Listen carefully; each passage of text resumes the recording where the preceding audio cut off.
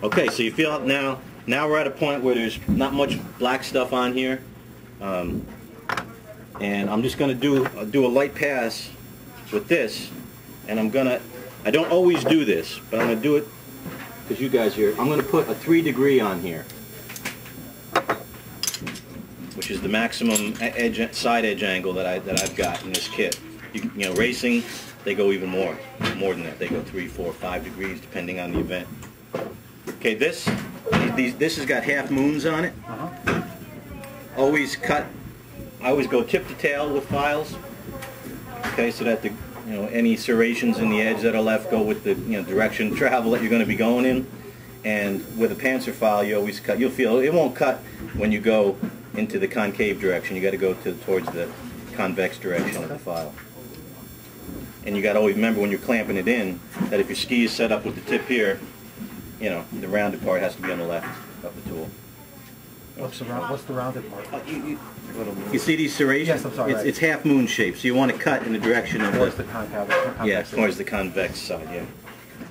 Okay, now this you can do some damage with, and with this tool, it really prevents you from because with this tool you can't roll over and take off half your edge and round your edges.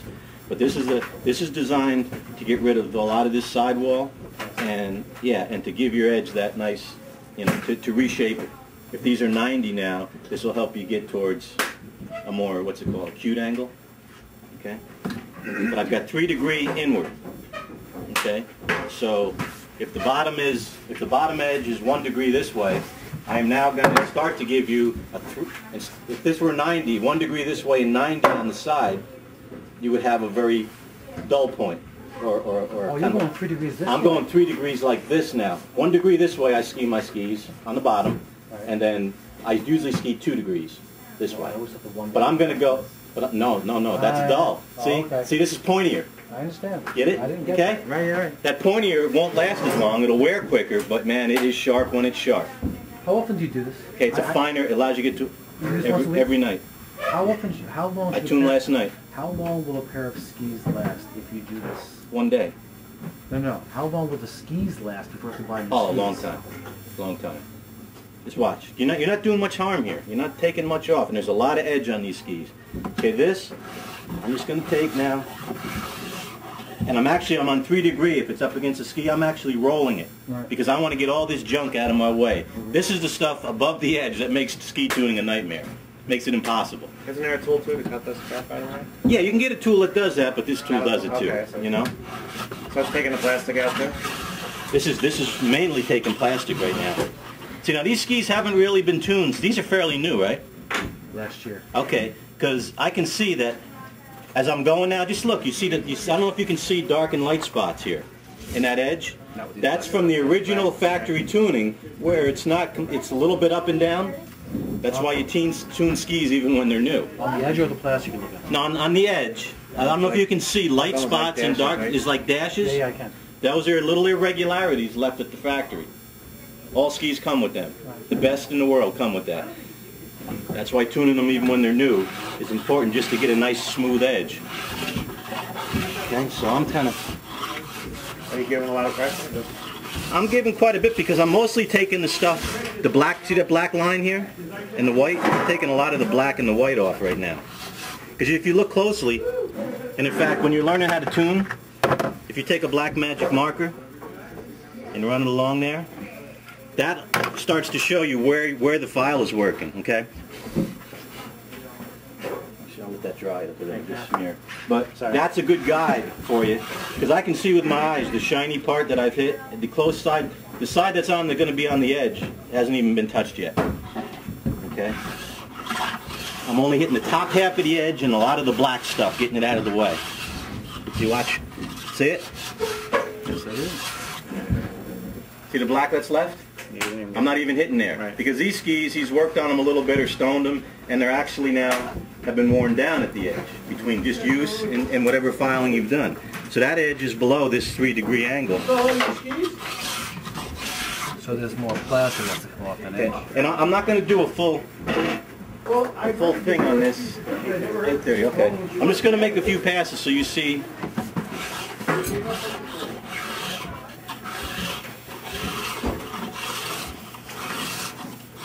Okay, and you're going to look at this and you're going to see ribbons of edge come off. But see the black now? Now I've got it down. Because all the black's gone, that's probably close to a 3-degree angle there now. And in the passes I've made, I can see here it needs a little bit more in some places. But wouldn't this be... Like I say, I'm not going to get too anal about this right now. Wouldn't this black be off also if you have a... No, because that must be angled down out of the way already. Okay. It would be gone if it was in the way. Okay. Because this is a straight line, Right. you know what I'm saying? So that's why the black, using a magic marker like that is great, particularly when you're learning, because you see the condition your skis are really in and what the angles are and what needs to go and what doesn't. Okay, so that's a big energy saver right here, this tool. I love it. Panzer file. Okay? Then I might, if the Panzer file, it's very coarse, you could go back in with the coarse stone. Just slip that in quick. At the same 3 degrees, right? Yeah. And just get some of those big burrs off that the Panzer file left. Okay? A couple quick passes, and that's going to save this one, which is coarse for a bastard file, but fine compared to that Panzer file, right? And once again, these have a direction of cut. This was the end. The pointy part back here was here before I split it.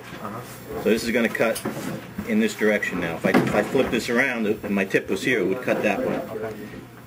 But these, you know, these metal ones only in one direction now. I'm not going back and forth. I'm just going... On the cut file, how do you know what direction you're going in?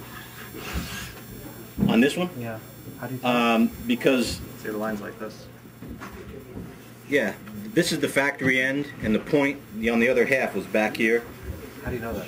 I mean, if I didn't know that, how do you know if I'm looking at the grain? Well, first of all, if you put this in backwards and try and cut in that direction, it'll Lines the just same way on the other side? it'll scratch. It won't bite. That's on top, because on the other side they're going over. Yeah, no, you have to know that this file is designed, yes, top of the file, Right. and it's going to always cut towards the top, you know, top of the So file. this is your tip? Yeah, and you can't go wrong. I mean, when you put it in backwards, you feel, uh-oh, you hear it, it goes, you know what I mean? It's not shaving anything.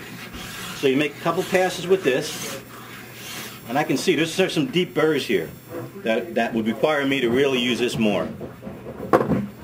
If these are my own and I was at home and trying to do a perfect ski.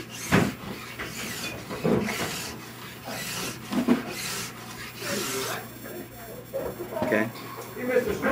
But right now you can already feel it's starting to feel a little smoother than it was. Do you do the shovel and tail on your skis? As I go along, I sharpen mine right to the bend and tip to tail. You don't do that? I don't dull them at all. No. But that's mine. That's why it's good to tune yourself. You can play with it and see what you like best. Okay. As I go along too, in between each course, I make a quick pass on the bottom again, just to get any more black stuff off the bottom part of the edge. And as you use these heavy-duty files, it starts to curl the edge like a wave downward as you shave them. So you just want to get that off with this. Okay, so I would use both of these till I felt like I had a good honed edge, which these aren't quite, these aren't quite there for me yet, but it's better than it was. It's a start. Okay, but I'm not going for a 3-degree bevel necessarily. So now I'm going to go back to my 2-degree. So I get the rough stuff off with the 3, which is mainly working the upper part of this edge in your case, unless I really worked it hard to reshape that edge. Now I've got a 2-degree in. And once these edges are in shape, you don't have to do that 3-degree much if you want a 2-degree. I hardly ever go back to 3 once I get the plastic out of the way. Once every 3rd or 4th tuning maybe. And then I'm going to put this file back in with a 2-degree. And you should start to feel that, yeah, now this is going to get a little better bite because it's a lesser degree and it's going to start cutting closer to the actual edge that we're trying to hone. And it works really well now. Now I'm feeling all edge with this tool instead of sliding across plastic. Good bite now. You can hear it. You can just hear it and you can see the shavings start to fly off now that I'm working mostly edge. Okay, now just feel that now. It's just starting to feel like an edge. That's the way an edge should feel when you ski on it. Okay, now this needs a little more work, but I'm not going to do any more of it. Okay, now I'm going to